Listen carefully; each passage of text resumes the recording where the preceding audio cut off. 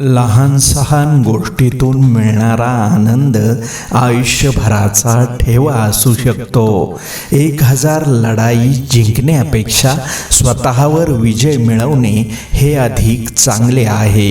कारण स्वतःवर विजय मिळवला तर सर्व काही जिंकता येते. ते तुमच्याकडून कोणीच हिरावून घेऊ शकत नाही.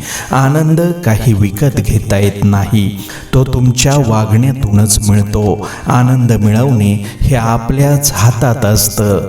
दुसऱ्यांना दोष देत जगलात तर कधीच आनंद मिळणार नाही. कुणाविषयी जास्त विचार करू नका, कारण कितीही अभ्यास करून न समजणारा विषय म्हणजे माणूस. या जगातील सर्वोत्तम व अति अनमोल भेट म्हणजे एखाद्याने आपल्याला आपल्या कठीण प्रसंगी दिलेला त्याचा बहुमूल्य वेळ व मानसिक आधार. प्रत्येक निर्णय माणसाने घेतलेले असतील असं नाही, काही निर्णय परिस्थितीही घेते. पुढे मिळणाऱ्या आनंदाच्या कल्पनेने जे सुख मिळते त्या सुखाचे नाव म्हणजेच उत्साह. जो माणूस शक्ती नसतानाही आपल्या मनाची हार मानत नाही, जगातली कोणतीही शक्ती त्याला पराभूत करू शकत नाही. जंगलामध्ये एक सुगंधित झाडाचा वास संपूर्ण जंगलाला येतो, त्याच प्रकारे एका सद्गुणी मुलामुळे संपूर्ण कुटुंबाचे नाव वाढते. तो तुमच्यापासून फार लांब राहून लांब नाही, आणि जो तुमच्या मनात नाही तो तुमच्या जवळ असून खूप दूर आहे.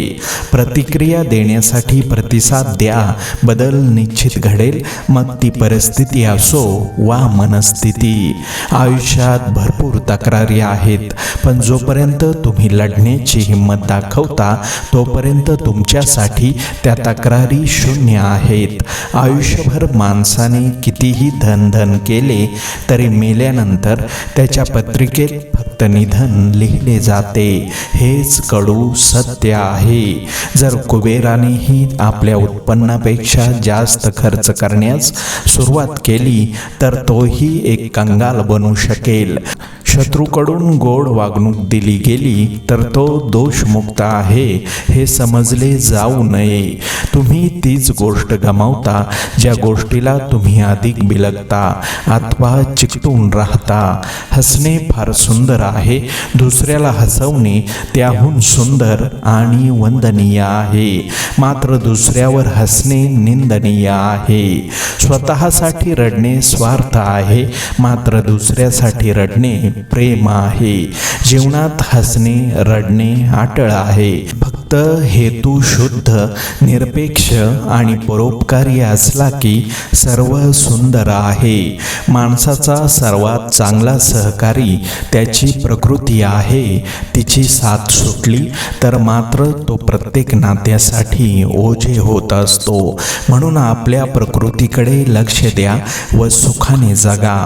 प्रत्येक चांगल्या विचारांची प्रथम चेष्टा होते, नंतर त्या विचारांचा विरोध होतो आणि अंततः त्याच गोष्टी मान्य कराव्या लागतात. संतुलित मनासारखा साधेपणा नाही, समाधानासारखा आनंद नाही, लोभासारखा आजार नाही आणि दयेसारखे पुण्य नाही.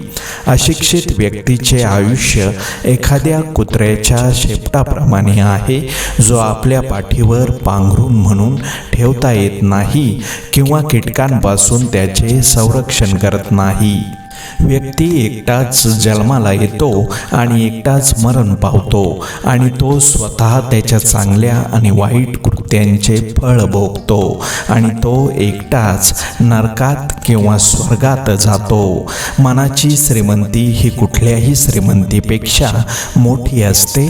तुमच्या डोक्यात कोणतीही वाईट गोष्ट राहू न देण्यासाठी आनंद सर्वात जास्त महत्त्वाचा असतो. कोणते काम करून झाले आहे हे मी कधीच पाहत नाही, कोणते काम करायचे शिल्लक आहे याकडेच माझे लक्ष असते.